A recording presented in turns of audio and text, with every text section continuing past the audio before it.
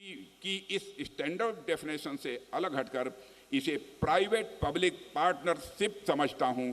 इसीलिए पहले पब्लिक शब्द का हमने प्रयोग नहीं किया, पहले हमने प्राइवेट शब्द का प्रयोग किया और इसे प्राइवेट पब्लिक पार्टनरशिप के अंतर्गत स्थापित इस सैन्य स्कूल की मैंने चर्चा की है।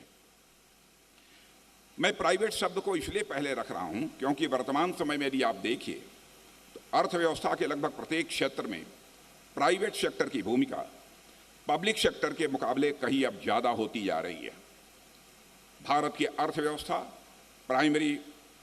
अर्थव्यवस्था में प्राइमरी सेक्टर यानी एग्रीकल्चर और उससे जुड़ी हुई गतिविधियों की बात की जाए तो भारत की 50% से ज़्यादा वर्कफोर्स उसमें काम करती है और सारा का सारा प्राइवेट सेक्टर ही है।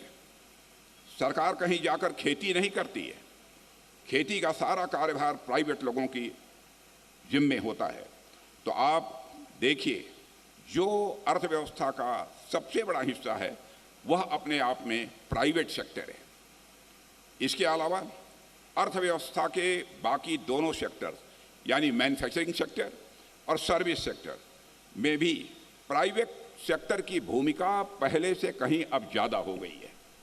मेरे कहने का अर्थ यह है कि देश की अर्थव्यवस्था की जो गाड़ी है उस गाड़ी की ड्राइविंग सीट पर आज प्राइवेट सेक्टर बैठा हुआ है।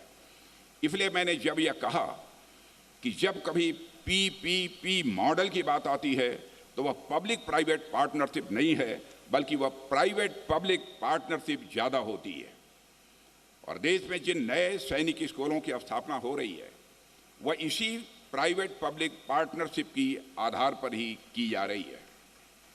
साथियों, पीपीपी अवधारणा के तहत शिक्षा का जो विकास किया जा रहा है वह मेरी समझ में उपयुक्त इसलिए है क्योंकि इसमें प्राइवेट सेक्टर और पब्लिक सेक्टर दोनों की स्ट्रेंथ एक साथ मिलकर वह काम करेंगे और हमारी आने वाली पीढ़ी को सर्वोत्तम शिक्षा वह उपलब्ध कराएंगे। साथियों, जहाँ तक शिक्षा का प्रश्न है तो शिक्षा को भारत के समाज और राष्ट्र के विकास में सबसे आधारभूत तत्व के रूप में देखा गया है।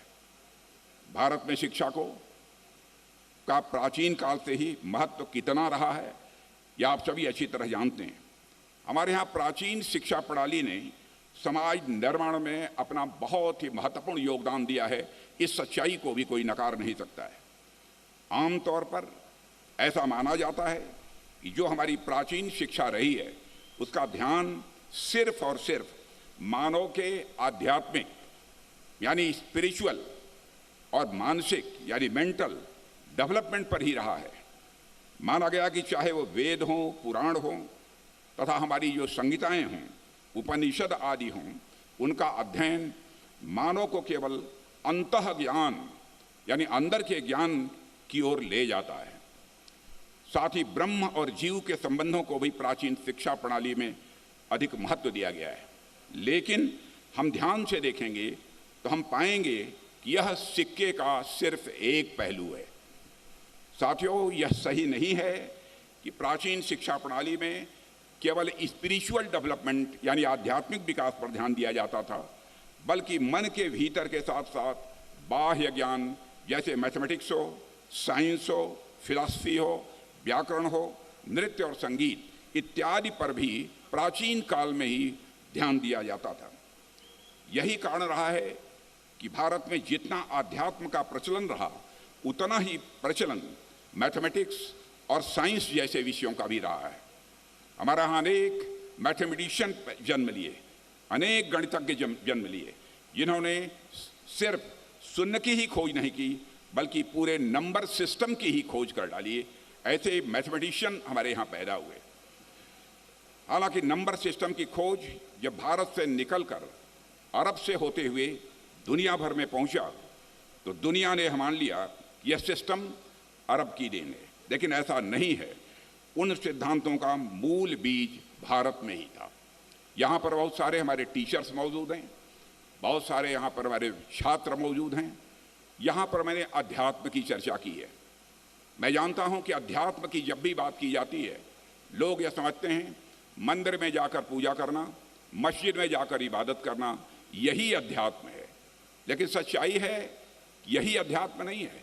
आप मंदिर में जाते हैं या नहीं जाते हैं, मस्जिद में जाते हैं या नहीं जाते हैं, गिरजाघर में जाते हैं या नहीं जाते हैं, इसके कारण आपकी आध्यात्मिकता पर कोई प्रश्न चिन्ह नहीं लगता। अध्यात्म क्या है, एक मैथमेटिकल इक्वेशन के रूप में मैं इसे डिफाइन करने की कोशिश करूंगा।